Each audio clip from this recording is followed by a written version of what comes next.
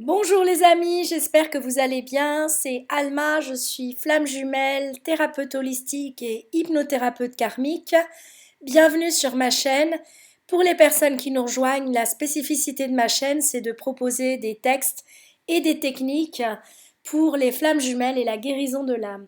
Si vous le souhaitez, je vous rappelle que vous pouvez me contacter sur mon adresse mail flamme.jumelle.guérison@gmail.com. Alors, aujourd'hui, nous allons parler des énergies tierces. Quelle est leur fonction et qui sont-elles? Alors, qu'est-ce qu'une énergie tierce? Ce sera notre premier point. Ensuite, nous allons parler des spécificités des énergies tierces. Puis, nous allons prendre quelques exemples concrets de tierces apparus en hypnose régressive ou apparus dans les discussions. Je rappelle pour les personnes qui nous rejoignent et pour les autres que la spécificité de ma chaîne, c'est de proposer des cas concrets et non de parler en général, car je suis de formation scientifique et en science, on ne parle pas en général, on parle de cas concrets.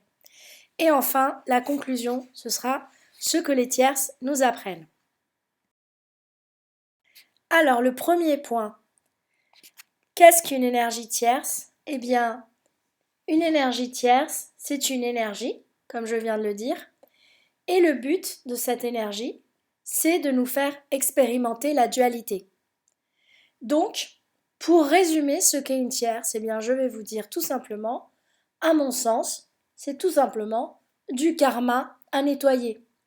On est venu pour expérimenter la dualité, la tierce fait partie de cette dualité. Alors, quelque chose de très important. La tierce, ce n'est pas une fatalité. Ce n'est pas quelque chose qu'on doit subir dans le parcours flamme jumelle. C'est quelque chose qu'on doit nettoyer. Les tierces ne sont donc pas une fatalité, elles sont une des principales actrices du parcours. Il ne faut pas se dire ah bah moi j'ai pas de chance parce que j'ai une tierce. Le parcours flamme jumelle exige des énergies tierces.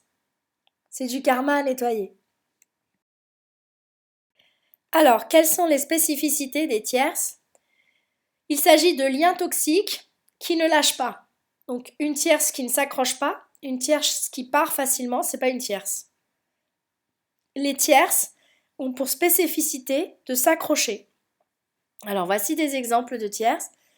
Ça peut être l'époux, l'épouse, la famille, les parents. Alors, quelles sont leurs caractéristiques?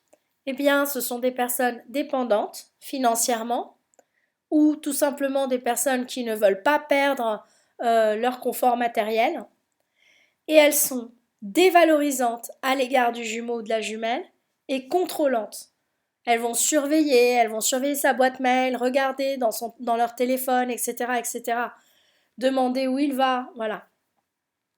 Ça peut être aussi des énergies comme le travail ou les associés, les énergies tout court.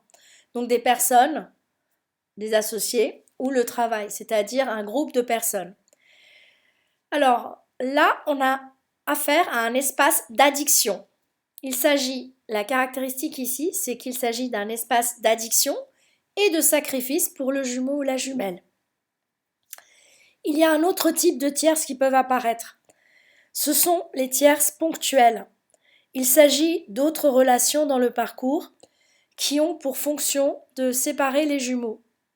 Elles apparaissent ponctuellement pour séparer les jumeaux. Donc moi j'ai eu ça.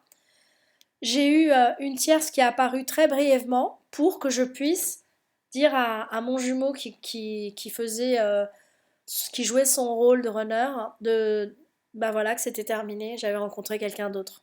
Et à ce moment-là, j'en étais persuadée. Alors maintenant, en tant que thérapeute karmique, je vais vous apporter ma vision à moi spécifique des tierces. Alors déjà, ma tierce à moi, qui est-elle? Alors ma tierce à moi, déjà, on a été dans la même école. Donc vous imaginez, la probabilité, elle est très faible, mais en réalité, dans un parcours de flamme jumelle, elle est de 100%. Donc on a la même formation, le même type d'études, le même profil.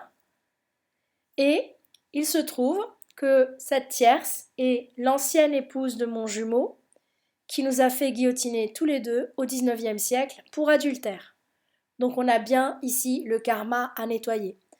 Alors il faut savoir que cette tierce-là, elle revenait comme une sorte d'obsession chez moi et je ne comprenais pas parce que je la trouvais totalement inintéressante. Tout ce qu'elle disait, je le trouvais stupide. Elle a écrit un livre que j'ai lu parce que je ne comprenais pas le comportement erratique de mon jumeau et aussi parce que je voulais comprendre ce que ce genre de profil devenait quand elles étaient grandes, entre guillemets, que j'avais connues à l'école. Et j'ai trouvé le livre stupide. Elle se dit écrivain, mais comme son âme est très très réduite, ça peut pas être un écrivain, parce que c'est avec l'âme qu'on écrit. Bref, ma tierce, elle revenait comme une obsession, alors que je la trouvais totalement inintéressante. Et le jour où j'ai fait ma régression karmique, où elle est apparue comme l'ancienne femme de mon jumeau, je lui ai rendu son énergie, elle m'a rendu la mienne, et depuis, bah, j'y pense plus. C'était terrible parce que on sait très bien qu'il faut surtout pas penser aux tierces. Il faut pas se comparer aux tierces et il faut pas y penser. Donc je ne savais pas quoi faire. Le jour où j'ai fait la régression karmique, il y a eu un petit serpent qui est apparu. J'étais dans une forêt. Il y a eu un petit serpent qui est apparu. Elle apparaissait toujours représentée comme un serpent. Et c'était un serpent totalement inoffensif. Et donc j'ai compris que j'étais libérée de la tierce. Et effectivement, depuis ce temps-là, je suis libérée de la tierce. Alors, second exemple, les deux tierces d'une amie. Alors, il y en a une qui est l'épouse du jumeau et l'autre qui est l'amie et associée du jumeau. Alors, dans une régression karmique que je lui ai faite, c'est donc mon amie Yin avec qui je travaille en partenariat. Elle m'apprend à être en retrait et moi je lui apprends à y aller. Donc, ces deux âmes ont été respectivement l'épouse et le fils de son jumeau. Et ils sont morts dans un accident de chariot qui s'est renversé lors d'une des premières incarnations du jumeau sans sa jumelle. Car vous savez que les âmes s'incarnent séparément aussi. Alors le jumeau éprouve de la culpabilité envers ces deux âmes et il doit la libérer. À chaque fois qu'on a de la culpabilité, on doit faire une restitution de fragments d'âme, un recouvrement d'âme. On doit rendre les fragments d'âme qu'on a volés aux âmes à qui on les a volés. Donc la culpabilité, ce n'est pas autre chose que ça. Donc ça, c'est ce qu'on fait dans l'hypnose régressive quand on rend les fragments d'âme. Autre exemple, c'est donc la tierce du jumeau d'un ami qui fait miroir avec celle de mon ami. Alors ici, les deux portions d'âme sont toutes les deux dans des énergies sacrificielles. Mais le runner est plus conscient que la chaser, que mon ami. Donc, ici, pour débloquer la situation, il faudrait agir dans la matière. Peut-être qu'il faudrait aussi libérer du karma en amont. Mais comme mon ami Chaser n'en a pas conscience, on ne connaît pas non plus le karma de ces deux énergies tierces. Donc, je vous raconte rapidement l'histoire. C'est donc un jumeau qui se dit dans le sacrifice avec sa femme, qu'il ne quitte pas. Et donc, il dit, je préfère me sacrifier. Mais vous savez que les jumeaux sont votre miroir, et donc mon ami me raconte ça en me disant voilà, bah je sais pas quoi faire, il préfère se sacrifier, etc. Attention, hein, c'est une âme très très très consciente et très très éveillée. Et en fait, elle ne se rend absolument pas compte qu'à plus de 30 ans, elle vit avec ses parents, qu'elle nourrit, dont elle prend soin, pour qui elle fait tout, et que sa mère, c'est quelqu'un qui est une perverse narcissique, qui passe son temps à la dévaloriser parce que sa mère ne travaille pas, et donc elle a besoin de la garder sous son emprise. Donc vous voyez ici que les tierces du jumeau sont en miroir avec celles de mon amie qui ne les voit pas chez elle, mais qui les voit chez son jumeau. Alors, exemple 4, la seconde tierce de mon jumeau. C'est la plus importante, celle-là à mon avis, c'est son travail. Parce que c'est dans son travail qu'il fuit la première énergie tierce.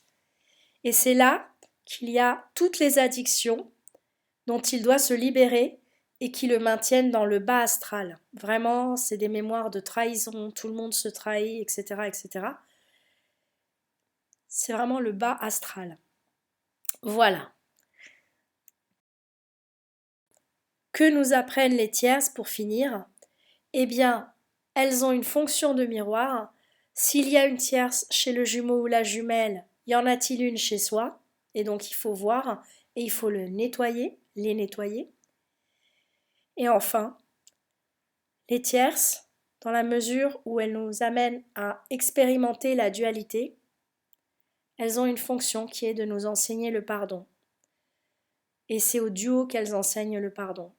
Par exemple, moi, j'ai eu beaucoup de mal à pardonner à ma tierce la trahison envers mon jumeau. Mon jumeau ne connaît pas encore cette trahison. Quand il la connaîtra, ça va lui provoquer une crevasse dans le cœur, parce que c'est la pire trahison qu'une femme puisse faire à un homme. Mais en faisant cela, elle lui enseigne une importante leçon qui est celle de pardonner. De se pardonner et de pardonner à la tierce. Voilà. Voilà mes amis, j'espère que cette capsule vous a plu. Je l'ai faite avec, vous l'entendez, la voix totalement cassée.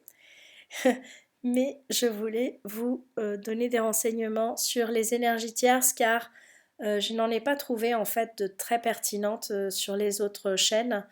On n'explique pas le poids du karma. Hein, les énergies tierces ne sont pas une fatalité, c'est vraiment quelque chose qu'on doit nettoyer. Voilà, donc vous pouvez me contacter sur flamme.jumelle.guérison@gmail.com et j'espère que d'ici là, ma voix sera rétablie. Je vous remercie et à très bientôt.